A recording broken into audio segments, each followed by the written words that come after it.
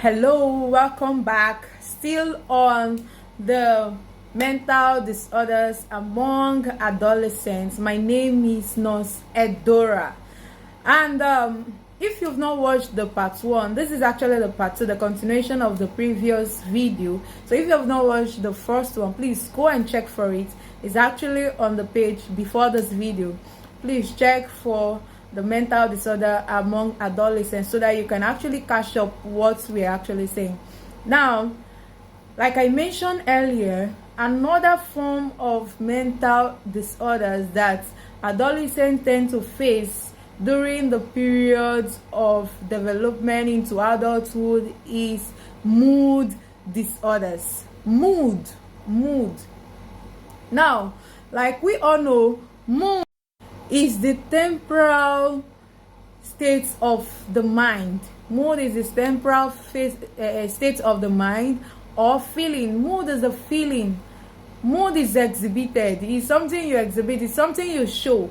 Okay, it is the temporal state of the mind. How you're feeling at that time, and a lot of time it shows the way we relate with people also. Now, mind you, all these mental disorders does not have like, will I say, headache and all of that. No, what it does is it affects our behavior. Okay, so mood is a temporal state of the mind at a particular time.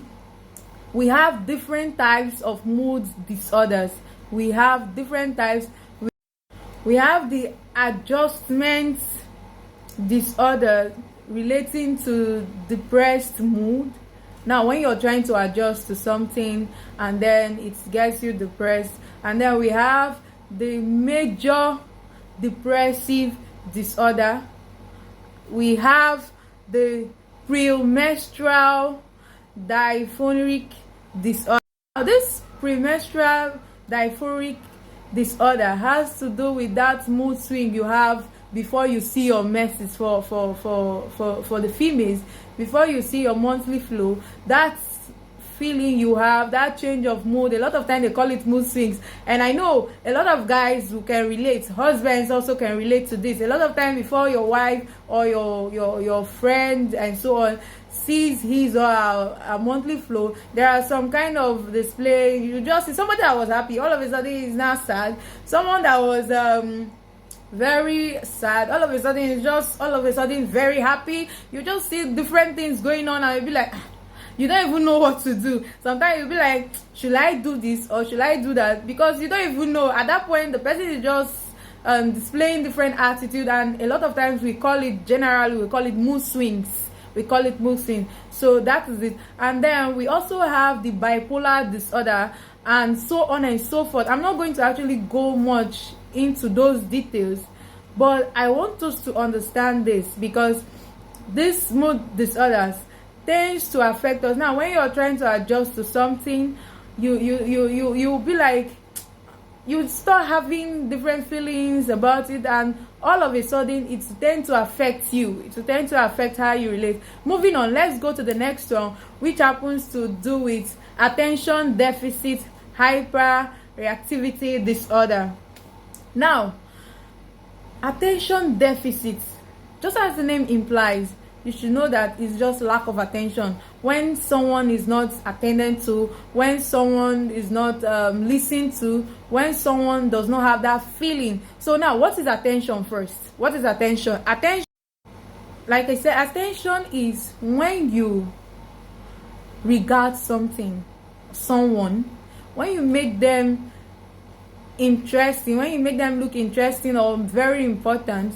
This is when you take notice of something. Okay, when you take notice of something or somebody.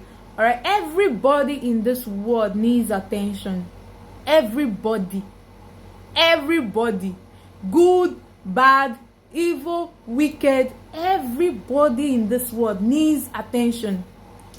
President, governor, name it. So even the poorest of the poor, they need attention. That's why a lot of times so many things that are going on with people tends to happen because these people need attention. I'll still come back to talk about this, but moving on, I would like to go to the next one, which is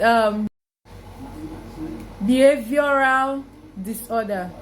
Now, what is behavior? Behavior is simply the way someone conducts his or herself, especially towards others. That is just what behavior is. It's the way someone conducts his or herself towards others. How do you behave to somebody? Now, I made in my post on my Facebook page, I said something that I'm evil does not mean I'm evil to everybody, or that I'm wicked does not mean I'm wicked to everybody. Okay, so the way I behave towards you is not the same way I behave towards the next person. Okay, and this behavior, a lot of things triggers it. A lot of things can cause these things to play, can cause these things to happen, can cause this behavior to be exhibited towards a certain person. You can see that in an organization where we have a lot of people, certain people behave differently from certain people. Now, it also comes down to family. I'll use family majorly because family is the smallest unit of the society. So now, in a society where we have, let's say we have 10 families in a particular society, you will discover that the way this particular family behaves is different from the way the other family behaves, or has factors that are responsible. And that is what we are going to look at now. In the next video, I'm going to be talking about the factors responsible for this mental disorder. Mind you, I have not mentioned depression and suicide yet. I have not talked about depression and suicide because those are the extreme cases of this mental disorder. I'm going to come to them as we progress on this, so please follow me. Don't stop halfway. If you have not watched the first part, please go and watch it.